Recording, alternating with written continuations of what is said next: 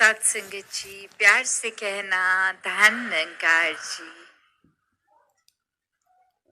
सभी ने मानवता के लिए संतों के वचन सत्संग में जो श्रवण किए, वो कोई नया संदेश नहीं।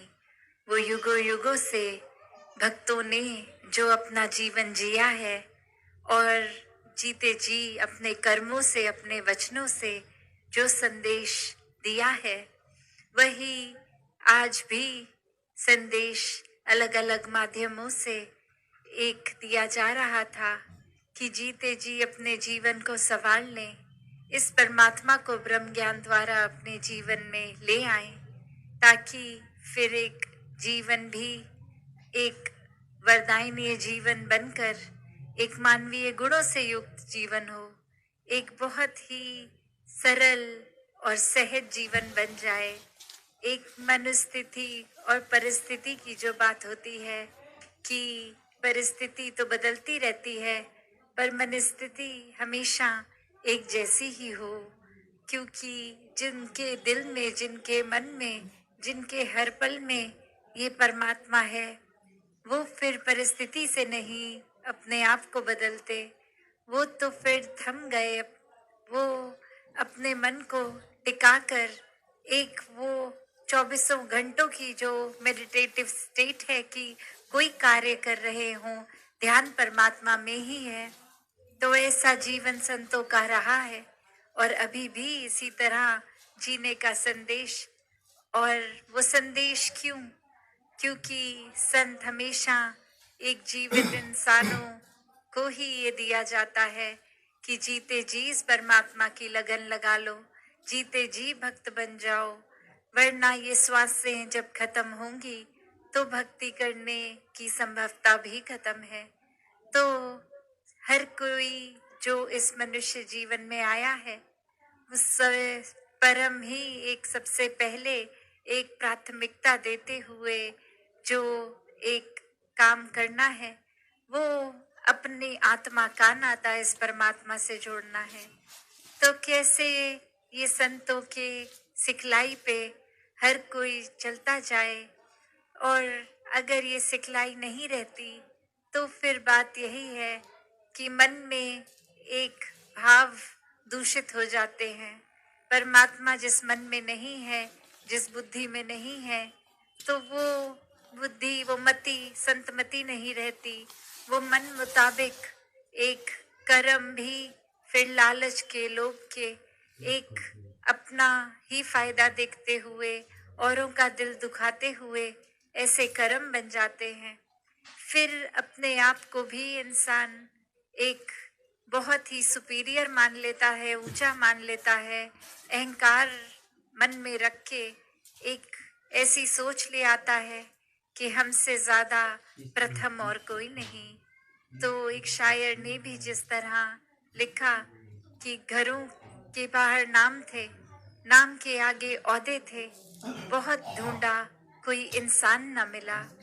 कि हर कोई जब भी अपनी पहचान बताता है, अपना नाम बता देता है, अपनी कोई उपलब्धि कि हम एक सांसारिक रूप में एक ये अचीवमेंट रही है या यहाँ इस पोजीशन पे लगे हैं, एक ये उपलब्धि है, इस तरह से अपनी परिचय बताते बताते यहाँ तक भी बता देते हैं कि हम एक इस स्थान के निवासी रहते हैं, हम इस स्टेट के हैं, हमारी भाषा ये है। हम एक बिल्कुल ही और संकीर्ण सोच लेके कि ये रंग पे भी आधारित ये भावना आ जाती है, ये गोरे हैं, काले हैं, ऊंची जाति के, नीचे जाति के, तो सब अपना परिचय कुछ ऐसे छोटे दायरों में ही बांध लेते हैं। जबकि ये परिचय क्या है असली इंसान का, कि ये इंसानियत ही असली परिचय है। तो एक सिर्फ नाम होना, एक इंसान का शरीर होना, एक परिचय इंसानियत का नहीं, वो मानवीय गुण इंसानियत दर्शाते हैं। जो एक परमात्मा है, एक निराकार, जो भी नाम से बुलाएं, तो ये असली परिचय इंसान का भी वही है कि जो इंसान के शरीर खत्म होने के बाद भी बचता है, ये आत्मा, ये परमात्मा की ही अंश, ये लगन, ये एकत्व होना इस आत्मा का परमात्मा से, वही असली परिचय है कि जब इस परमात्मा की कोई जात नहीं, जब इस परमात्मा का कोई एक उस रूप में निवास हर जगह ही है, तो कोई तंग दायरे में एक ही जगह कहीं नहीं, हर जगह है ये। तो फिर इंसानों ने क्यों अपनी सोच संकीर्ण बना ली है, खुद को इतना एक कम दायरे में रखकर सोच वही, जैसे वो उदाहरण भी आता है कि कुएं में जो मेंढक होता है तो उसको एक दुनिया यही लगती है कि ये कुआं जितना दायरा ही है दुनिया, उससे आगे कुछ नहीं। तो इंसानों ने भी ये सोच लिया है कि हम जहाँ पे हैं बस वो सोच भी वही, वो दिल भी वही, कि बस दिल को भी और दीवारें खड़ी करी जाएं। सिर्फ जो हमारे जानकार मित्र या हम जैसे दिखते हैं, हम जैसे खाते हैं, वैसे खाने वालों के साथ ही हम अपना नाता एक भलाई का रखेंगे, एक अपनत्व का रखेंगे। बाकी जो हमारे जैसे नहीं, कल्चर के या रिलीजन के, उनके साथ हम भेदभाव करेंगे, नफरत करेंगे।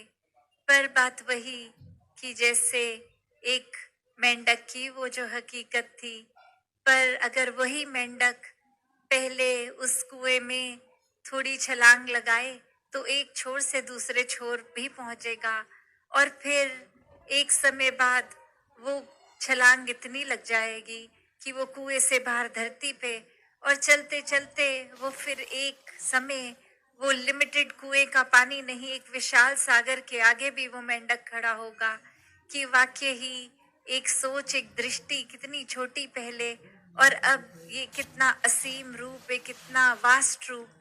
तो ऐसा ही इंसानों ने अपनी दिल में, बुद्धि में सोच बसानी है कि जब परमात्मा ही इतना विशाल है तो हम इतनी संकीर्ण सोच न रखें। हम हर एक को अपनाएं, हर एक से प्यार करें। ये प्यार बनकर ही प्यार बांटना संभव है। और एक बार जब परमात्मा से प्यार है तो परमात्मा की बनाई हर रचना से प्यार है। फिर इस रचना में कोई भेदभाव नहीं, कोई नफरत नहीं। तो दासी और समय ना होने के कारण इन्हीं शब्दों से अब आज्ञा लेगी। साथ संगत जी, धन्यवाद जी।